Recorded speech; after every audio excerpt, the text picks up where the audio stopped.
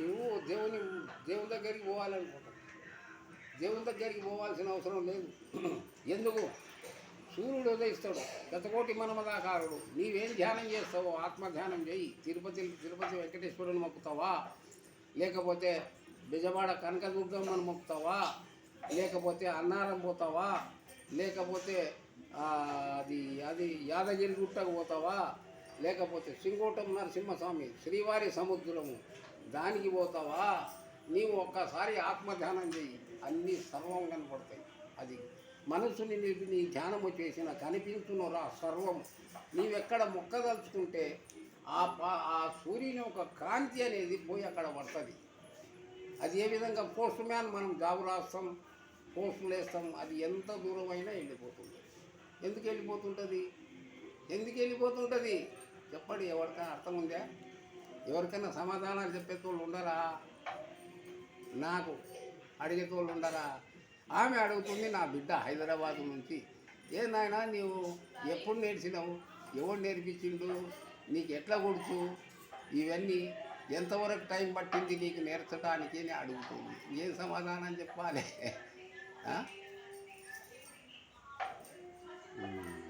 అట్లా ఇందులో కొన్ని రహస్యాలు ఉన్నాయి. ఇవి నేర్చిన విద్య కానీ, తెలిసినటువంటి వస్తువులుగా తెలిసినటువంటి రహస్యాలు కానీ బయట పెడితే మంచిది. అవన్నీ మనం మన ఆత్మలో పెట్టుకుంటే ప్రయోజనం ఉండదు. అది ప్రయోగిస్తే ఫలితాన్ని ఇస్తుంది, జ్ఞానోపదేశం కలుగుతుంది కొంతమందికి. దాని రహస్యం ఏంది, దాని చరిత్ర ఏంది, దాని మార్గం ఎట్లా ఉంది, అన్నీ బయటపడతాయి. కనుక తెలపాలి. యజ్ఞయాగాయ నమ, పంచభూతాయ నమ, నవగ్రహాయ నమ, చరాచర సృష్టికారకాయ నమ, భూప్రదక్షిణాయ నమ, ఋషికేశవాయ నమ. సకల దేవతలంతా గోమాత ఏ శరీరం అంతా నిండిపోయిందంట. అయితే ఈమె ధనలక్ష్మి ఆమె సొత్తులు సొమ్ములు వేసుకొని అలంకారం చేసుకొని వచ్చిందంట. అందుకొరకే యాడికైనా పోదామంటే కొంతమంది దూక్కుంటా చేసుకుంటా చెందుకుంటా ఆ చెవుల కమ్మలు పెట్టుకుంటా ఇవి ఆ గొంతులు వేసుకుంటా ఆశం చేస్తారు. అట్లా ఆమె అందరు పోయి చేరినాక వెనక సిరిగిపోయిందంట. వెనక సిరిగిపోతే ఉంది, అంత దేవతలు మొత్తం నిండిపోయిందంట. సిరిసున వక్షస్థలము దేహమందు ఈ శరీరం అంతా నిండిపోయిందంట. నిండిపోతే ఏడ చేరాలి ఆమె? నేను చేరుతా అంటే నీకు ఏడ తావు లేదు, క్షీరసాగరంలో మాత్రం తావుంది, చేరుతావా చెయ్యి, లేకపోతే లేదు నేనంట. ఎవరు చెప్పిండ్రు? ఆ గోమాత చెప్పింది. సకల దేవతలు చేరిన సందు లేదు, దాంట్లో సందు ఉంది, క్షీరసాగరంలో ఉంది, దాంట్లో చేరుతావా చెయ్యి.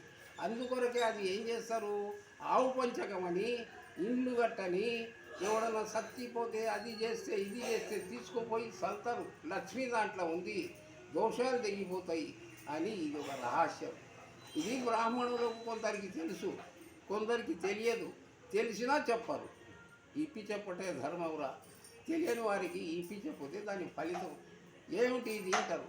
దాంట్లో ఉండే రహస్యము ఆమె పోయి దాంట్లో చేరింది. అందుకొరకే ఆవు పంచకం పట్టుకురావాలి. కొత్త కొంపలు కట్టని పెండ్లీలు కానీ కార్యాలు కానీ ఆవు పంచకం అని మంచిదిని సర్దుకుంటారు. ఇది ఒక రహస్యమే. అది అందరికీ పండితులకు బ్రాహ్మణులకు అందరికీ తెలుసు. కొందరికి తెలుస్తుంది, కొందరికి తెలియదు. అజ్ఞానం ఉన్న వానికి తెలియదు. జ్ఞానోపదేశం కలిగిన వానికి ఉపదేశిస్తూ ఉంటాడు. ఇది ఒక రహస్యం. అట్లా